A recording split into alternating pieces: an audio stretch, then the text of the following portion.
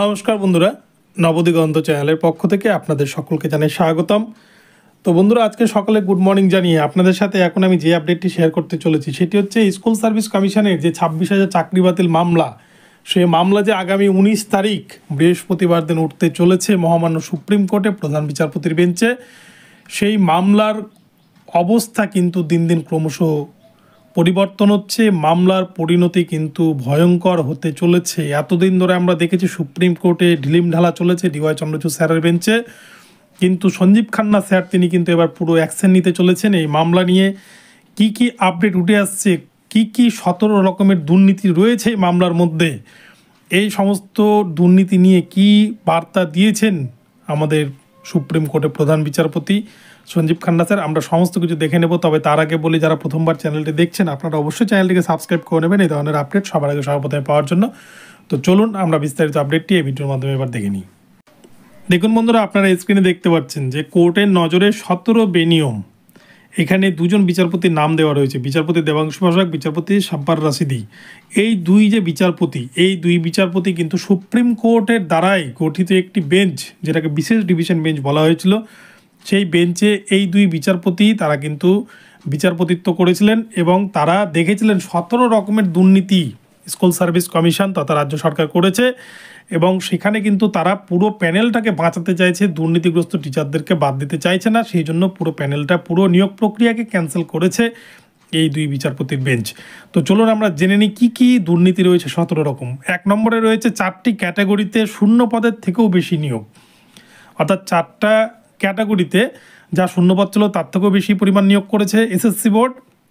2 নম্বর হচ্ছে প্যানেলের মেয়াদ উত্তীর্ণ হওয়ার পরেও নিয়োগপত্র, অর্থাৎ প্যানেলের যে 1 বছর টাইম থাকে, ভ্যালিডিটি থাকে, সেই 1 বছর পার হয়ে যাওয়ার পরেও কিন্তু তারা সেখান থেকে নিয়োগ দিয়েছে।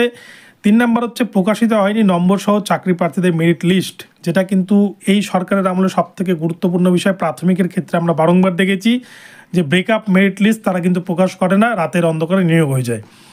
এটা হচ্ছে 3 নম্বর পয়েন্ট। এবারে বলছে খালি ওএমআর সিট জমা দিয়েও হয়েছে নিয়োগ, অর্থাৎ সাদা খাতায় চাকরি, আপনারা সকলেই জানেন।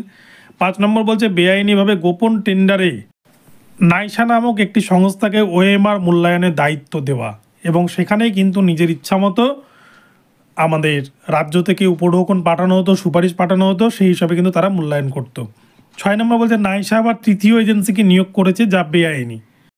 এবারে 7 নম্বরে বলা হচ্ছে ওএমআর স্ক্যান করা হয়েছে এসএসসি অফিসেই, অর্থাৎ এটা কিন্তু কোনো সংস্থায় করা হয়নি, এসএসসিতেই করা হয়েছে।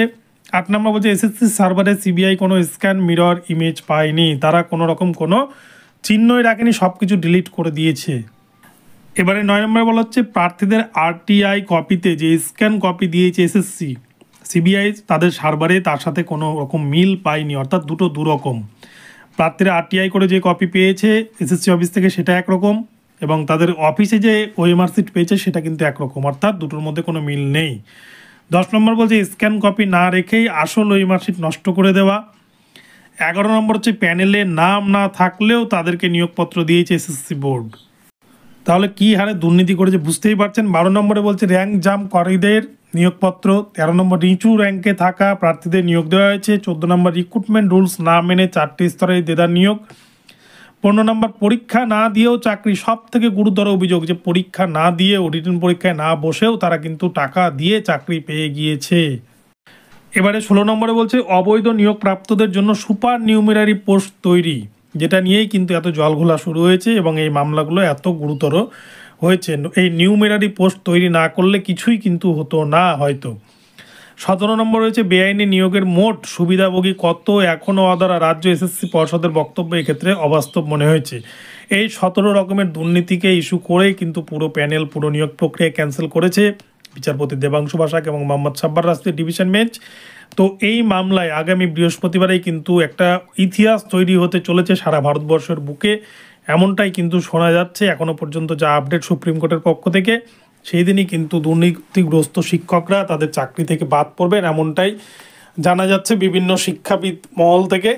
তো এই হচ্ছে বিষয়, 17টা দুর্নীতি আপনাদের সামনে তুলে ধরলাম। এই 17 রকমের দুর্নীতিকে ইস্যু করে এসএসসি বোর্ড তাদের কিন্তু টাকার বিনিময়ে ঘুর পথে চাকরি দিত, এবং যোগ্য হাজার হাজার ক্যান্ডিডেট তারা কিন্তু আজও কলকাতা রাজপথে আন্দোলন করছে। তো আপনাদেরকে আপডেটটি জানালাম, ভালো লাগলে অবশ্যই চ্যানেলটিকে সাবস্ক্রাইব করে দেবেন। দেখা হচ্ছে পরবর্তী ভিডিওতে, ধন্যবাদ।